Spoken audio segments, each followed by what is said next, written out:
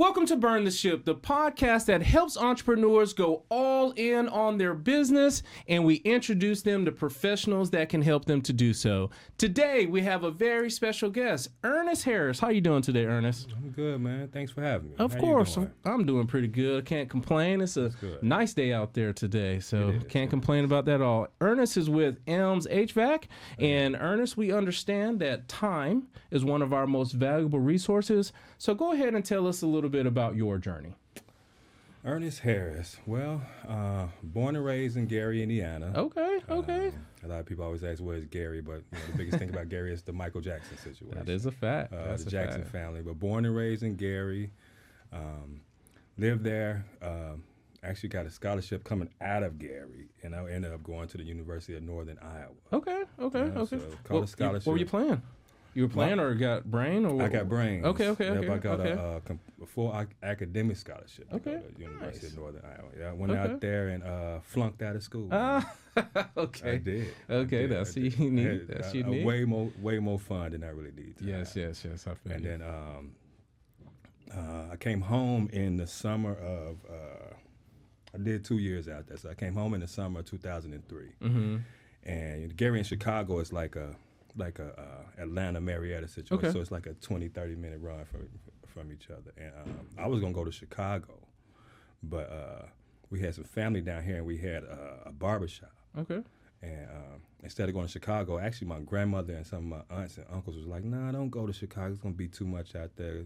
Try going down south." Mm-hmm. And so I ended up coming down here in 2003 and just Been here since then, huh? trying to figure it out. Yeah. That's a big difference coming up there from that type of weather. Did you visit down here, or was this one of your first true lengthy experiences down in the South?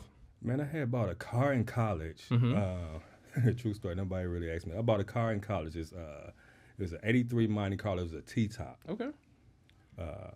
When I decided I was gonna come down here, my uncle was like, "Man, let me tune up your car for you." Mm-hmm. And so he tuned up the car for me, hopped in there, and came down here and never looked back. Okay. Rode down here by myself. The whole nine. Okay. That's Yeah. what's up there. That's that takes a lot, take that type of step to move away what you're comfortable with, your actual source, Yeah. and then come down here to the South. So when you came down here, what is it that you did first?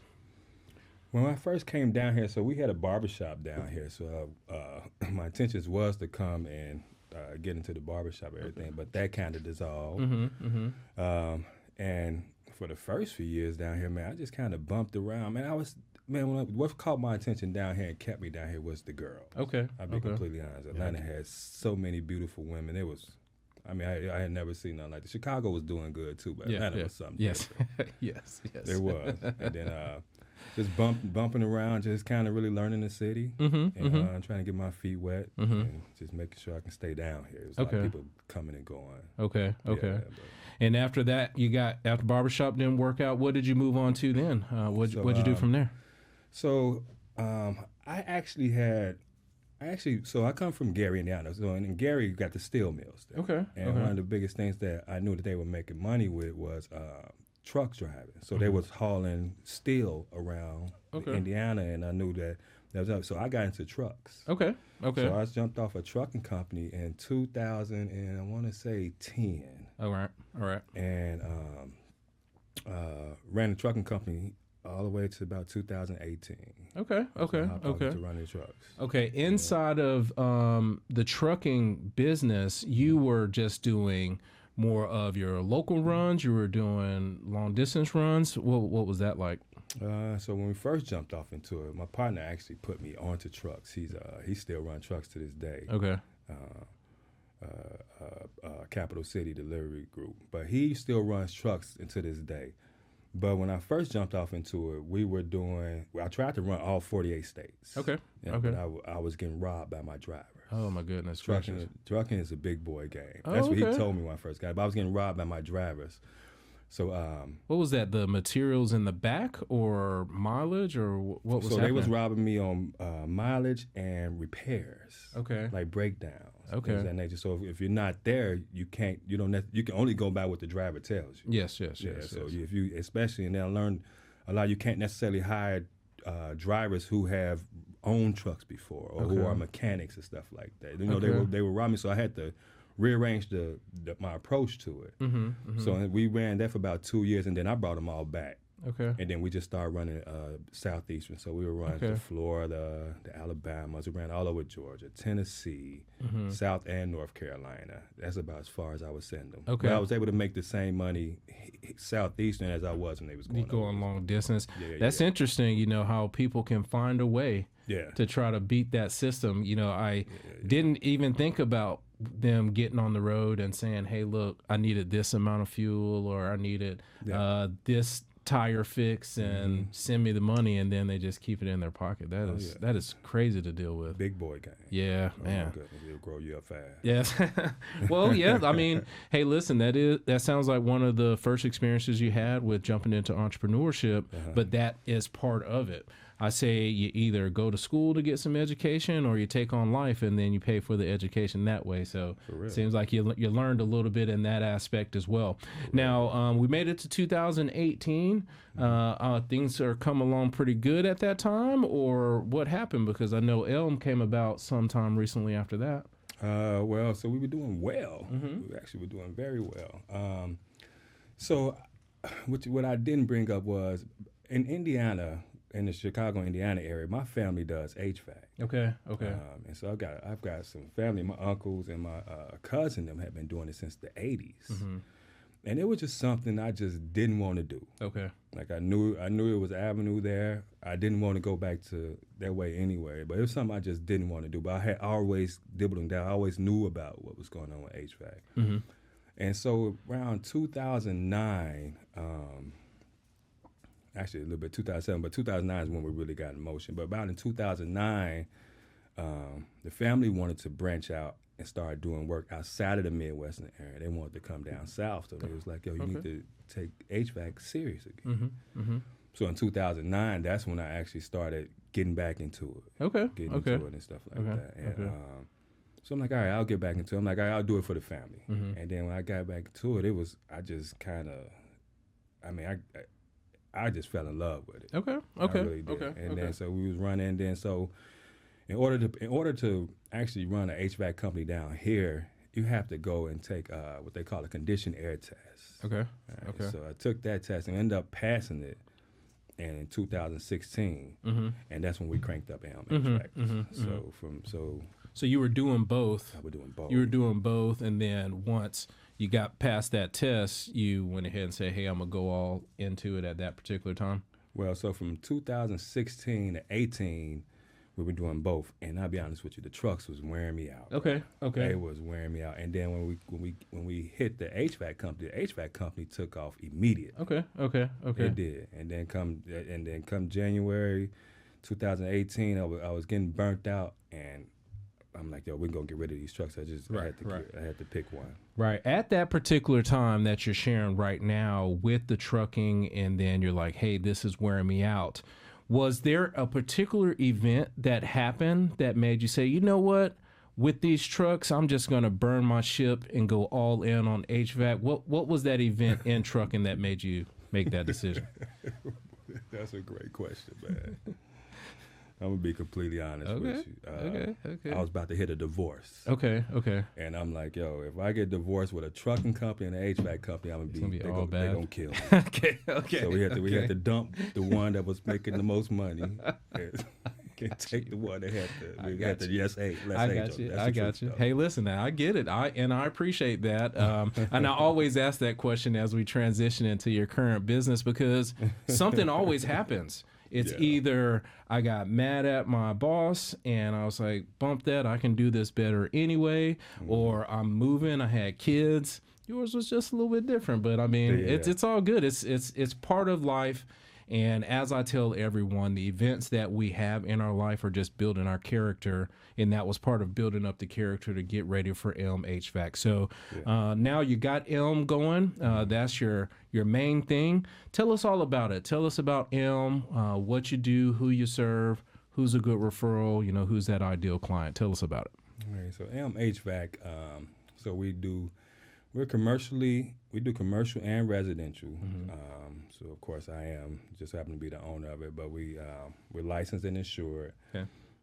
Atlanta being such a big area, so we serve all of the Atlanta all of Atlanta and the surrounding areas. So our office is here in Kennesaw, but we serve all of the surrounding areas. But we do everything, man, from maintenance, service, repairs, replacements, installations, new home constructions. Man, we do a little bit of everything. Customers have problems with everything as small as thermostat batteries. Okay. And then we can go and put the boilers in down at Piedmont Hospitals, because with us being unrestricted, we're not limited. We can do everything, and there's 2 different forms of licenses you can have in HVAC. Okay. Now, inside the HVAC, I'm sure things are always changing. Now, in this year of 2025, is there something or anything that is new or that has changed that people can keep an eye out for to maybe send you over a referral? Yeah. So right now, we're going through another refrigerant change, which customers say Freon. Okay. So we're going through a Freon change. Okay. So if you have, it can be equipment as old as maybe 5 years. They're not producing any more of that equipment. So the economy is shifting the consumer to buy new equipment that has the newer refrigerant, because they're slowly phasing out the old refrigerant. Okay. The new one is safer, I'm assuming, or perceived to be? They try to keep it more environmentally friendly, because they went from a chlorine base to a not so chlorine base, and then they came and said that wasn't doing well. Then they went to a propane. Then so they keep trying to get more They keep trying to make it more environmentally friendly. Okay. Yeah. Makes a lot of sense. You've done a great job of creating a framework of what it is that you're doing, who you serve, what that geographical area is. And I know we've met through networking. So my next question is, who is that great referral partner for you? Who is that person that sends you over opportunities? So if they're watching today, they can connect with you. Okay. Well, we always love general contractors. Okay. They're always moving. Realtors are a great referral for us. Okay. We always tell we get so much work from realtors, and of course networking. But I want to general contractors and realtors. One of the biggest things with realtors is they're always selling property, and what a lot of people don't know is the first time home buyers always get caught with. They inherit bad equipment. Okay. So they'll get a home inspection, but they don't necessarily know that they need an HVAC inspection. Okay. So we catch a lot of work of homeowners buying this inherited equipment, and they have to replace it immediately. Okay.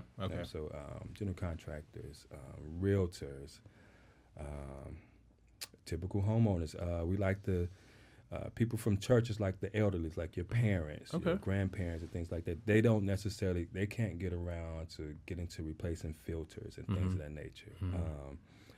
Property management companies who may own multiple commercial spaces or managing multiple commercial spaces or multiple homes, Airbnb holders, anyone who's managing multiple properties at that point in time. Those are great referral partners for us. Okay, well, that's a good deal. I'll definitely keep an ear out that for myself, and then hopefully the people that are watching today can send you over some opportunities. Now, you share with us your journey, your story, coming from up north, coming down south, owning a few businesses, and I'm confident over that time you have acquired and nurtured a bunch of skills that had helped you in your business. Do you mind sharing with us a skill or two that could help some of the entrepreneurs that are watching the show put in their bag and hopefully grow their business? Being an entrepreneur, first off, if you ask me, it's got to be in you. Like I've always seen myself owning. I didn't know what business it was going to be, to be honest with you, but I've always seen myself ever since. Man, I can remember back from the 7th grade just daydreaming about it. So it's either in you or you ain't. One of the biggest misconceptions is how we work. Being an entrepreneur, you're going to work more hours than the typical 9 to 5. Like that. That's just a given. And then you just got to have the drive for it. You can't get discouraged. You're gonna have money management is a big thing about it. Knowing when to invest. That's right. Try to stay as debt free as possible with it. Okay. I've seen a lot of entrepreneurs go in and they'll take out these loans to get going and things of that nature without the right plan. If you can go in there as debt free as possible, you can grow from there. Okay. You know what I mean? You just not to be discouraged, you know what I mean? Kind of weed out all the negativity because a lot of people aren't going to be necessarily happy for you as you jump into it. Okay. And, you know, you just got to have that drive. Stay away from the debt, negativity, realize that you're going to work all the time. I'm saying, my kids always tell me, like, yo, my kids, I built the company. I'm like, yo, I built it for y'all. The kids like, I don't want your company. I'm like, why you don't want it? They like, your phone ring too much. Yeah. Like, yo, you know, so be able, you know what I mean? And find you a partner that's going to understand. Okay. That makes a lot of sense. Those are definitely make sure your wife understands. Make sure that person understands. I'm going to be busy to get all these things that we are enjoying. I got to spend this time to do that. So those are definitely wise words. Now, we appreciate you sharing about, you know, your journey, your businesses, those skills. Now I want to pivot over to just Ernest and himself. So let's just say that you got all those maintenance contracts that you need. You got all those air filters being changed on a regular basis, and time and money of none of the essence at all. What is it that Ernest would do with his time? I would probably try to find some more work to do. I'll be honest with you. I don't know. I mean, I like traveling. I have been getting into traveling a lot more lately. I normally would just put my head down and just work. But I like the traveling things, the traveling part of the aspect. I wanted to see more of the world. Okay. Not necessarily just the country, but the world. That's really been a big thing for me, something I enjoy doing. And then really I've got daughters, so just kind of getting more into them as they do sports. Okay. You know what I mean? I would love to just, if I could sit back and almost coach them or something like that. I would love to do that. Awesome. Traveling and sports and going to a few more games. Okay. Now, just a couple questions off of that. Did you have a next destination on the calendar that you're going out of town, or did you have a place that you want to visit? What's your next destination place? Yeah, so we've been all over the place, but the next destination is actually in Dubai. Okay. That's a good deal. All right. It wasn't necessarily my idea. But Dubai is the next destination. Like I said, that's a good one to check off the list, though. To say that you've been able to get there. And then you said teams and games. What you got your Bulls, I'm assuming, or Bulls, Bears, yes. Okay. Yes, Bulls and the Bears. That is us. That's what we grew up watching. Okay. Michael Jordan. Yeah. And the Bears, yes. Yeah, that makes a lot of sense. I mean, it was tough. I'm a Michael Jordan fan, and I was down here in the South, so I can only imagine what that hype was up there, with y'all. On fire. My goodness. I can only imagine. Now, you've shared with us all these good things, and the people that are watching the show today, they may have questions either about your HVAC service or some of those skills that you talked about. What's the best way for them to get in contact with you? Well, you can Google us at Elm HVAC. We're there. You can email us at support@elmhvac.com. The office number is 404-717-2963. But if you get on Google, you can find us, and we're easy to find. And we did some good work for you. We'd like a good 5-star review, of course. Get them reviews out there is what he was saying subtly. Now, we appreciate you coming on. It takes a lot to get on these cameras and share about your history, your business, and we truly do appreciate that. So for all of our guests, we always say, give us the last word. So if you don't mind, look into your camera over there and tell the people something good. All right. Well, first, thank you, Raj, for bringing me on, man. I appreciate the opportunity. But of course, this is what I can say, man. Never stop dreaming. If you can see yourself there, keep going. Don't let nothing stop it. I always say it like this. In my mind, I am on a road with no one. All lights are green and the pedal is to the floor. So never stop dreaming and shoot for the stars. That's what I can say. All right, man. That's good. I definitely appreciate you coming on. Thank you so much for coming on today. No problem, man. Thanks for having me, man. Absolutely. And to everyone that is watching, be kind and thanks.